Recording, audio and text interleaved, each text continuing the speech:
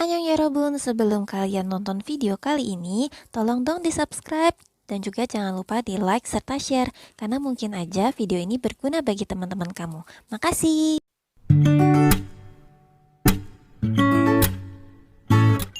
Ayo Yorobun, jadi di pertemuan kali ini kita akan membahas mengenai income statement atau laporan laba rugi atau profit loss statement. Nah, topik ini akan dibagi menjadi dua pertemuan. Di pertemuan yang pertama kita akan membahas mengenai teorinya, dan di pertemuan kedua aku akan bahas teori sedikit dan sisanya kita akan ngebahas soal.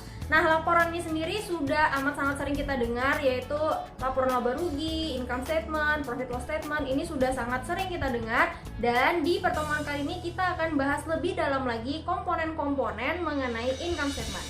Oke teman-teman, gak usah lama-lama lagi, kita langsung ke pembahasannya. Oke teman-teman, jadi di pertemuan kita kali ini kita akan membahas mengenai income statement dan juga related information bagian pertama. Nah sebelumnya teman-teman, aku jamin teman-teman udah sering banget denger yang namanya income statement, udah sering banget denger yang namanya profit loss statement, udah sering juga dengar namanya laporan laba rugi. Nah teman-teman, sebelum kita terlalu jauh, pada sederhananya sebenarnya income statement atau laporan laba rugi itu adalah laporan yang berisikan sebenarnya perusahaan kita nih selama periode tertentu ini menghasilkan untung atau menghasilkan rugi ya. Nah intinya sih dari statement ini tuh untuk itu. Tetapi ternyata dari laporan ini yang menghasilkan apakah perusahaan ini menghasilkan untung atau rugi, ternyata juga terdapat kegunaan lainnya teman-teman. Jadi yang pertama yaitu untuk mengevaluasi performance. Nah untuk mengevaluasi performance misalnya gini, walaupun perusahaannya rugi terus tapi ruginya makin lama makin kecil, oh berarti ada kemajuan nih di performance-nya gitu. Atau walaupun di tiap tahun masih profit tapi kok profitnya makin turun. Nah kita juga ketahui nih, oh berarti performance kita sebenarnya makin lama tuh makin buruk ya, bukan makin bagus walaupun masih profit. Nah jadi ini untuk berguna kita bisa mengevaluasi performance kita di masa yang kemarin. Atau bisa juga untuk memprediksi performance kita di masa depan.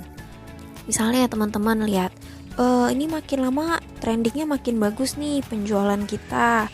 Nah, kira-kira diperkirakan nanti tahun depan atau 2 tahun lagi kita masih bisa menjual produk yang sama.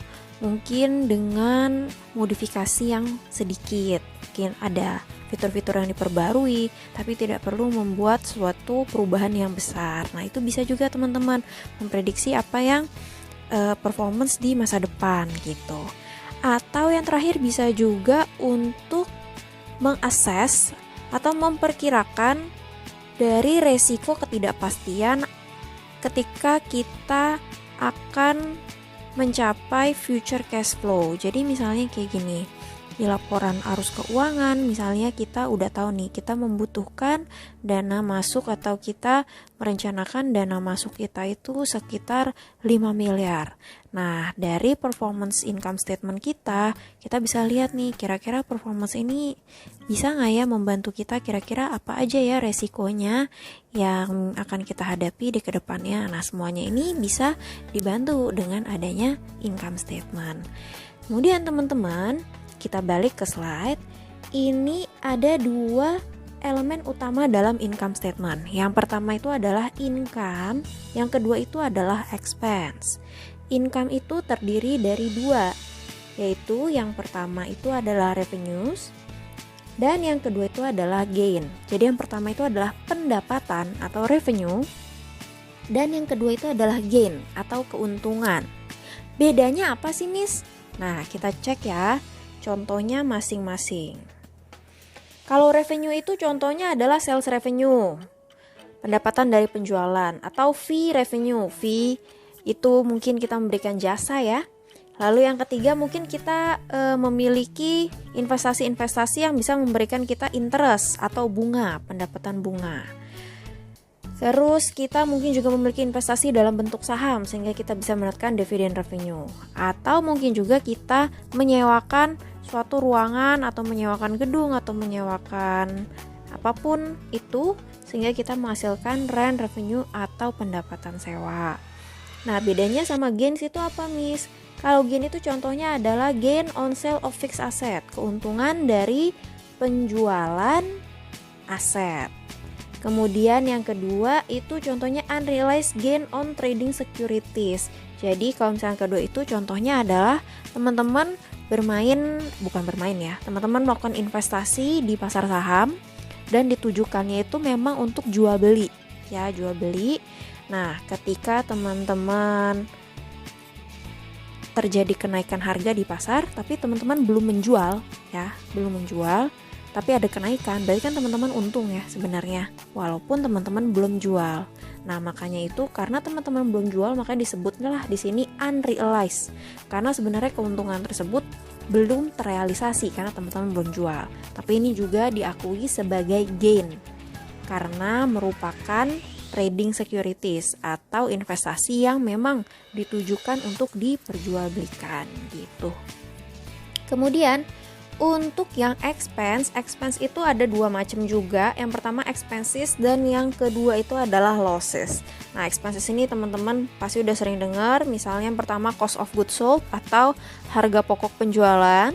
Yang kedua ada depreciation, yang ketiga ada interest, yang keempat ada pajak, yang kelima ada gaji. Nah, sebenarnya banyak ya jenis expenses itu, utilities, rent expense, semua beban-beban yang ada di perusahaan. Kemudian sedangkan untuk losses sama seperti gain, ini kebalikannya aja. Misalnya itu adalah kerugian ketika kita menjual aset atau kerugian yang belum terrealisasi ketika kita memiliki trading securities. Gitu, teman-teman. Lanjut ya. Nah, kemudian teman-teman di sini kalau teman-teman lihat bentuk dari income statement-nya agak lebih sedikit kompleks dari ketika teman-teman di akuntansi dasar 1 atau akuntansi dasar 2. Nah, di sana mungkin teman-teman hanya mempelajari laporan keuangan service atau laporan keuangan trading, juga ada di trading company juga teman-teman udah belajar, tapi mungkin tidak sekompleks yang sekarang. Nah, kalau untuk yang sekarang ini komponennya lebih banyak. Nah, teman-teman bisa lihat di sini ada 10 dan saya mohon jangan dihafalin tapi dimengerti ya. Ingat aja yang namanya laba rugi itu udah pasti bentukannya adalah pendapatan kurang revenue. Gitu ya, pendapatan kurang revenue. Jadi yang paling atas itu udah pasti kita tulisnya itu adalah pendapatannya dulu, yaitu sales atau revenue. Yang kedua adalah kita kurangin sama harga pokok penjualan kita, yaitu COGS ya. Revenue dikurang COGS itu kita menghasilkan namanya gross profit atau laba kotor ya. Nah, sekarang kita akan membedakan ketiga jenis expenses. Yang pertama ada selling expenses. Selling expenses ini adalah beban-beban yang berhubungan langsung dengan penjualan. Misalnya biaya iklan, ya kan? Iklan itu udah pasti untuk tujuannya itu supaya sales kita gede. Nah, sedangkan ada juga yang kedua itu administrative or general expense. Misalnya nih, kita nih para akuntan. Nah, akuntan ini kan kerjanya di belakang layar ya, atau kerjanya di back office. Sebenarnya kita itu hanya bagian supporting. Nah, ini kita masuknya ke administrative and general expense nih, gaji-gaji para akuntan. Kemudian ini juga ada namanya other income and expense. Ini adalah untuk pendapatan dan juga beban-beban yang mana timbul bukan karena berasal dari kegiatan utama perusahaan. Misalnya kegiatan utama perusahaannya itu adalah jual beli furniture gitu ya. Tapi ternyata kita ada mendapatkan keuntungan dari penjualan tanah, pendapatan penjualan tanah. Nah, ini kan sebenarnya bukan bagian dari jual beli furniture kita, yang mana ini merupakan kegiatan utama kita. Nah, inilah dimasukin ke other income and expense. Nah, kemudian kalau kita menjual tanah itu ternyata kita juga harus bayar biaya notaris misalnya. Nah, biaya notaris ini kan untuk penjualan tanah tersebut. Ada bebannya tuh, beban biaya notaris. Nah, ini juga dimasukkan ke other expense. Nah, terus teman-teman lihat nih, gross profit dikurang selling expense, dikurang administrative or general expense, dikurang other income and expense, dapatlah ini namanya income from operations gitu ya. Gross profit kurang 1, kurang 2, kurang 3, itu hasilnya adalah income from operations. Nah, kemudian teman-teman, di sini nomor 6 ada namanya financing cost, atau biasa kita dengar itu adalah interest ya. Nah, jadi income from operations dikurang interest expense itu menghasilkan income before income tax. Nah, kalau teman-teman lihat di sini, aku mau nyebut income from operations ini sebagai EBIT. EBIT. Apa tuh Miss EBIT? Earnings before interest and tax. Pendapatan sebelum dikurang bunga dan juga pajak ya. Jadi income from operations dengan EBIT itu sama ya. Kemudian setelah kita dapat EBT, nah EBT itu biasanya earnings before tax, atau kalau di sini bahasanya panjang nih, income before income tax ya. Dikuranglah pajak penghasilan kita, didapatlah namanya income from continuing operations ya. Kemudian income from continuing operations ini adalah pendapatan yang kita dapatkan dari hasil operasi perusahaan yang masih berlanjut. Nah, tapi mungkin aja nih di dalam perusahaan kita terdapat bisnis yang sudah discontinued atau mau kita tutup gitu ya. Misalnya teman-teman punya lini bisnis banyak. Misalnya teman-teman bekerja di suatu perusahaan di mana perusahaan ini punya lini 5 produk gitu ya. Misalnya ada produk makanan, ada produk permen, ada produk shampoo, ada produk sabun. Nah, tapi ternyata sabunnya ini kayaknya kurang laku, jadi mau ditutup. Nah, lini bisnis ini dimasukkanlah ke discontinued operations ya.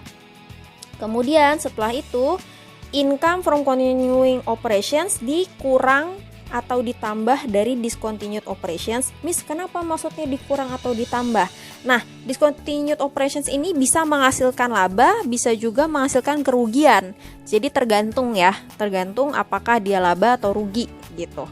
Nah, kemudian setelah ditambah atau dikurang dengan discontinued operations, terdapatlah net income yang terakhir. Net income ini juga bisa merupakan net loss ya. Kalau net income berarti keuntungan, net loss ya berarti kita rugi. Kemudian yang nomor 9, non-controlling interest, itu untuk para pemegang saham yang di bawah 10%. Kemudian yang terakhir nomor 10 itu adalah EPS atau earnings per share. Ini kalau teman-teman ingat, ini merupakan salah satu rasio keuangan yang sangat penting untuk para investor dan juga para pengguna laporan keuangan. Nanti kita akan bahas apa rumus dari earnings per share. Nah, kalau sekarang kita lebih jelas karena di sini sudah diberikan detailnya. Nah, kalau tadi yang pertama cuma ditulis sales. Nah, sebenarnya sales itu berisi apa aja sih? Sebenarnya di dalam sales itu terdapat sales revenue, kemudian kita kurangi dengan sales discount. Kemudian kita kurangi juga dengan sales return and allowances sehingga kita mendapatkan net sales ya. Jadi di dalam breakdownnya ternyata sales itu nggak cuman tulisannya sales aja. Ternyata sales tersebut adalah net sales. Jadi untuk mencari net sales caranya itu adalah dengan sales revenue dikurang dengan sales discount, dikurang dengan sales return and allowances, mendapatkan hasil net sales. Kemudian net sales ini dikurangi dengan cost of goods sold, mendapat hasil gross profit. Nah, cost of goods sold ini sebenarnya juga bisa di breakdown lagi, yaitu menjadi, kalau teman-teman ingat, yaitu yang pertama beginning inventory ditambah net purchase dikurangi dengan ending inventory. Maka kita akan mendapatkan cost of goods sold. Nah, net purchase itu juga masih bisa di breakdown ya.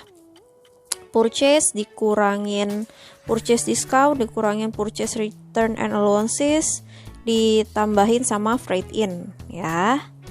Kemudian setelah kita dapat gross profit, sekarang kita masuk ke expenses. Yang pertama ada selling expenses. Nah, selling expenses itu contohnya apa?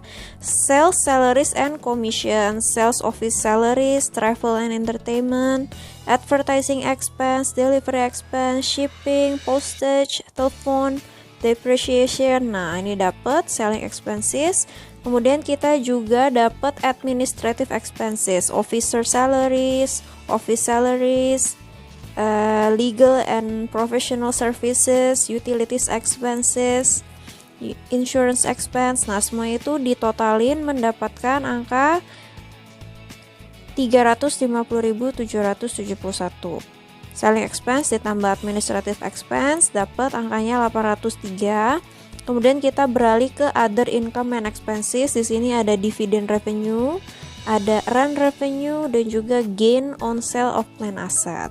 Dapat hasilnya 117. Gross profit dikurang expenses ini, dikurangin selling and administrative expense.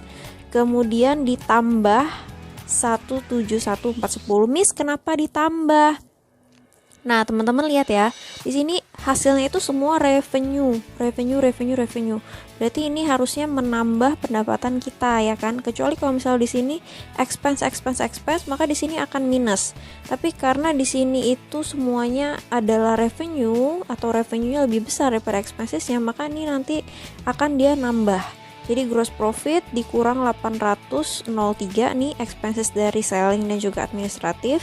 Kemudian dia akan ditambah 171 dari other income-nya. Nah, menghasilkan income from operations sebanyak 357.483 gitu ya. Kemudian teman-teman lihat di sini ada juga biaya bonds ya. Bonds nih, di sini ada biaya bonds ya di nomor 6 sebanyak 126.060. Nah, jadi income from operations dikurangi dengan interest menghasilkan income before income tax sebanyak 231.423. Kemudian income tax ini kita kurangin dan menghasilkan net income for the year 164.489. Nah, kalau misalnya dari sebenarnya masih ada discontinued operations ya. Nah, jadi sebenarnya habis dikurangin income tax, dia ada income from continuing operations, kemudian dikurang discontinued atau ditambah discontinued menghasilkan net income atau net loss. Cuman di sini karena tidak ada case discontinued operations, makanya dia langsung menghasilkan net income. Nah, kemudian teman-teman jangan lupa juga nomor 9 ada shareholder of Bokhong non-controlling interest-nya. Dan nah, jadi di net income-nya itu kan 164. Nah, yang didapat oleh Bokhong atau shareholders terbesar mereka itu 120.000. Nah, sedangkan sisanya 44.489 itu merupakan kepemilikan atau belongs to non-controlling interest. Ya, kemudian yang terakhir di nomor 10 kita juga harus menerbitkan atau menyampaikan atau menghitung atau melampirkan perhitungan EPS yaitu sebesar 1,74 gitu ya, teman-teman. Jadi ini adalah salah satu contoh income statement yang lengkap. Cuman di sini nggak ada contoh discontinued-nya. Nanti kita akan punya contoh discontinued di slide-slide berikutnya. Lanjut teman-teman, di sini ada earnings per share. Ya. Di sini teman-teman lihat rumusnya. Ini earnings EPS basic ya. Kalau kita sebut ini adalah rumus EPS basic, yaitu net income dikurangin dividen untuk preferred share ya. Net income dikurang dividen untuk preferred shares. Kalau teman-teman tahu jenis shares itu ada dua atau jenis saham itu ada dua. Yang pertama common shares atau ordinary shares atau saham biasa. Yang kedua itu ada preferred share atau saham preference ya. Jadi ada dua, yang pertama saham biasa atau ordinary share, yang kedua ada preferred share atau saham preference ya. Jadi net income dikurang dividen untuk saham preference, kemudian baru dibagi jumlah rata-rata saham biasa yang beredar ya, jumlah lembar saham, jumlah rata-rata tertimbang ya. Hati-hati, rata-rata tertimbang dari lembar saham biasa yang beredar. Yang beredar itu beratnya apa Miss? Yang berat itu adalah berarti jumlah saham yang ada di pasaran gitu ya. Berarti tidak termasuk yang treasury shares gitu ya teman-teman. Hati-hati. Berarti rumusnya itu adalah net income dikurang preferred share dividends dibagi weighted average of ordinary shares outstanding. Nah, sekarang kita masuk discontinued operations. Merupakan gain atau loss dari penutupan sebuah komponen bisnis perusahaan. Hasil dari operasi komponen perusahaan yang tersebut akan dicatat terpisah dari continuing operations. Nah, teman-teman ingat ya, di slide sebelumnya nih di sini kita pelajarin bahwa lihat teman-teman, di sini ada income from continuing operations, kemudian di sini dia baru tulis nih discontinued operations. Jadi terpisah ya antara yang continuing nih dari 1 sampai nomor 7 dengan discontinued, dia pisahin gitu maksudnya ya. Nah, kemudian yang ketiga dicatat setelah income from continuing operations dan dicatat secara net of tax. Nah, ingat teman-teman, discontinued operations itu dicatat setelah teman-teman mengurangi income tax yang di atas kan. Habis dikurangin income tax, dapatlah income from continuing operations. Nah, maka itu untuk discontinued operations ketika kita catat, kita harus langsung net of taxin gitu ya. Tidak boleh dicatat sebelum dipotong pajak. Jadi dicatatnya itu langsung setelah dipotong pajak gitu ya. Karena udah kelewatan tuh pemotongan pajaknya udah di atas. Kalau misalnya kita taruh di bawah dan belum dipotong pajak, nah berarti nanti nggak sinkron. Yang atas udah dipotong pajak, yang bawah masa belum dipotong pajak. Jadi makanya si discontinued ini harus dicatat net of tax gitu ya. Nah teman-teman lihat nih, ini adalah contoh kalau misalnya ada discontinued operations. Nah di sini ada net income tax, di sini ada income from continuing operations. Nah, terus adalah di sini discontinued operations. Income from operations of pizza division less applicable income tax. Nah, di sini dia udah bilang dikurangin income tax sebesar 24.800. Sehingga income-nya dari si divisi pizza ini adalah hanya 54.000. Kemudian ternyata ada loss on disposal of pizza division dikurangi dengan income tax yang berlaku 41.000. Nah, di sini ada loss-nya nih, loss 90.000. Jadi ada income 54.000, ada loss 90.000. Masih terdapat loss sebanyak 36.000. Maka itu income from continuing operations dikurang 36.000 menghasilkan net income 240.000. Nah, teman-teman lihat, perhatikan di sini ada EPS-nya. Nah, EPS-nya ini dihitung 3 kali ya. 4 kali malah nih. Yang pertama adalah income from continuing operations. EPS-nya 2,76. Nah, terus ada income from operation of discontinued division 0,54. Kemudian ada loss on disposal-nya 0,90 sehingga EPS terakhirnya itu adalah 2,4. Nah, di sini ada 2,4 ya, paling bawah.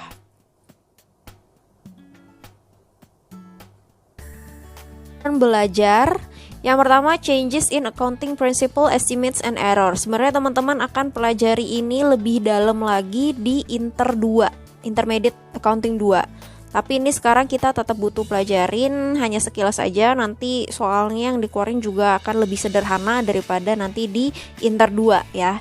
Yang jelas teman-teman harus ada basicnya dulu sekarang, pengetahuannya mengenai changes in accounting principles, estimate dan juga error. Nah, kita akan bahas satu-satu. Yang pertama itu changes in accounting principle, yaitu adanya perubahan di prinsip akuntansi yang kita gunakan. Maksudnya apa sih Miss? Ada perubahan prinsip akuntansi yang kita pakai. Yang pertama bisa karena munculnya PSAK baru. Jadi mau nggak mau kita harus merubah accounting principle kita dari yang lama ke yang baru sesuai dengan tanggal efektif PSAK tersebut gitu ya. Yang kedua, karena kita merasa misalnya dengan merubah kebijakan akuntansi ini, kita merasa bahwa pelaporan kita itu bisa lebih akurat, bisa lebih mencerminkan keadaan yang sesungguhnya, bisa lebih relevan dan juga bisa lebih trustworthy. Nah gitu. Nah ini nggak sembarangan teman-teman untuk merubah prinsip akuntansi yang kita gunakan dari periode sebelumnya ke periode yang baru itu tidak sembarangan. Teman-teman harus memiliki alasan yang kuat. Kenapa teman-teman mengubah accounting principle yang teman-teman gunakan. Nah, kalau teman-teman mau melakukan perubahan ini, teman-teman harus melakukan restatement atau teman-teman harus mengulang kembali perhitungan setidaknya laporan keuangan 3 tahun ke belakang. Nah, di sini ditulis nih placement on income statement, setidaknya income statement dari 3 tahun ke belakang teman-teman harus restate atau teman-teman harus menghitung ulang seolah-olah 3 tahun ke belakang itu sudah menggunakan atau sudah meng-apply prinsip akuntansi yang akan teman-teman ubah gitu ya, prinsip akuntansi yang baru teman-teman mau pakai gitu. Jadi merubah accounting principle ini nggak sembarangan. Kalau misalnya teman-teman mau, teman-teman harus merubah juga tuh perhitungan teman-teman yang sebelumnya yang pakai accounting principle yang lama, dirubah seolah-olah sudah menggunakan accounting principle yang baru dari at least 3 tahun sebelumnya gitu. Contohnya apa, Miss? Contohnya teman-teman bisa lihat nih, misalnya perubahan dari sistem pricing dari FIFO menjadi average. Misalnya tadinya menggunakan FIFO nih di inventory-nya, first in first out. Tapi seiring berjalannya waktu kayaknya lebih cocok untuk menggunakan average deh. Nah, jadi teman-teman ubah. Nah, teman-teman harus memiliki alasan yang kuat. Karena kalau enggak bisa aja ini menjadi salah satu isu di audit gitu. Kemudian yang kedua itu adalah changes in accounting estimate. Nah, teman-teman ingat setiap kita di akuntansi itu banyak banget yang melakukan estimasi. Salah satunya itu yang paling sering itu adalah kita mengestimasi umur manfaat dari fixed asset. Nah, jadi kalau misalnya teman-teman misalnya nih udah pakai barangnya udah sekitar 2 tahun. Tadinya awalnya kirain ini bisa dipakai 4 tahun, tapi ternyata karena teman-teman rawat dengan baik, diservis dengan baik, teman-teman lihat, aduh ini 2 tahun tapi masih bagus. Kayaknya masih bisa dipakai 3 tahun lagi deh. Kayaknya umur manfaatnya bukan 4 tahun tapi 5 tahun. Nah, ini merupakan kriterianya itu adalah normal. Kejadiannya ini normal. Jadi teman-teman hanya tidak perlu melakukan restatement atau tidak perlu melakukan perhitungan atau tidak perlu melakukan perbaikan dari perhitungan-perhitungan di tahun-tahun sebelumnya. Teman-teman hanya perlu melakukan adjustment di tahun bersangkutan dan juga tahun kedepannya gitu ya. Jadi teman-teman nggak usah melakukan perhitungan ulang kalau misalnya ini, karena ini dianggap normal dan teman-teman hanya perlu melakukan adjustment perhitungan tersebut mulai dari ketika teman-teman memutuskan bahwa ini misalnya nggak lagi deh umurnya 4 tahun tapi ini kayaknya umurnya 5 tahun. Nah, sejak itulah teman-teman harus mengganti perhitungannya disesuaikan dengan estimasi yang baru gitu. Kemudian yang terakhir adalah correction of error. Nah, ini sangat amat manusiawi ya sebenarnya. Misalnya kita salah ngejurnal atau salah apa. Nah, error ini tergantung ya, jenisnya tergantung. Tergantungnya maksudnya apa nih, Miss? Tergantung kamu nemuin kesalahannya kapan. Kalau misalnya kamu nemuin kesalahan tahun lalu, yang mana tahun lalu itu udah di closing, udah jadi laporan keuangan ya semua, kamu harus merestatement ini di retained earnings ya. Kalau misalnya berhubungan dengan laba rugi. Tapi kalau misalnya enggak, atau kalian nggak usah merestatement ini di retained earning, tapi di tahun berjalan misalnya gitu ya, ketahuan nih di tahun berjalan ada revenue-nya yang salah atau ada expense-nya yang salah. Kalian tinggal langsung benerin aja di tahun bersangkutan, tidak usah ke retained earnings. Tapi kalau misalnya ini kalian taunya telat nih, aduh kayaknya revenue saya atau expense saya di tahun kemarin ada yang salah deh. Ingat teman-teman, ingat kita pelajarin di minggu kemarin, yang namanya expense, yang namanya revenue itu kita tutup, melakukan jurnal closing. Jadi kalau misalnya udah ditutup nggak bisa dibuka lagi. Sedangkan kita taunya udah telat nih, udah di periode sekarang, baru tahu di periode kemarin salah. Nah, teman-teman ingat kemarin di closing di income summary. Nah, income summary di closing di mana? Di retained earning. Jadinya kalau misalnya ada kesalahan di tahun kemarin atau di periode kemarin yang berhubungan dengan revenue dan juga berhubungan dengan expense, maka dia sudah tidak boleh lagi diganggu gugat di revenue dan juga di expense. Tapi diganggu gugatnya itu, dibenerinnya itu di retain earnings. Nanti teman-teman bisa benerin di retain earnings statement, judulnya adjustment from prior year gitu ya, adjustment dari tahun sebelumnya gitu teman-teman. Tapi kalau misalnya taunya itu di tahun bersangkutan, belum di closing, belum melakukan jurnal closing, nah teman-teman boleh langsung benerin di akun yang bersangkutan. Misalnya salahnya di revenue, ya udah langsung benerin di akun revenue. Misalnya salahnya di expense, ya udah langsung benerin di expense. Nah, tapi kalau misalnya salahnya itu adalah di akun-akun real atau aset atau liabilities atau equity, nah itu bisa teman-teman langsung adjust aja di akun bersangkutan karena akun-akun tersebut tidak melakukan closing journal gitu teman-teman. Oke teman-teman, sekian dulu pelajaran teori kita hari ini mengenai income statement dan juga related issues-nya. Minggu depan kita akan ngebahas soal mengenai income statement. Kita akan menyusun income statement, kita juga akan melakukan beberapa journal adjustment. Jadi belajar yang rajin, kuatin dulu teorinya agar nanti pas di hitungannya teman-teman gak bingung. Oke, semangat belajarnya. Bye-bye.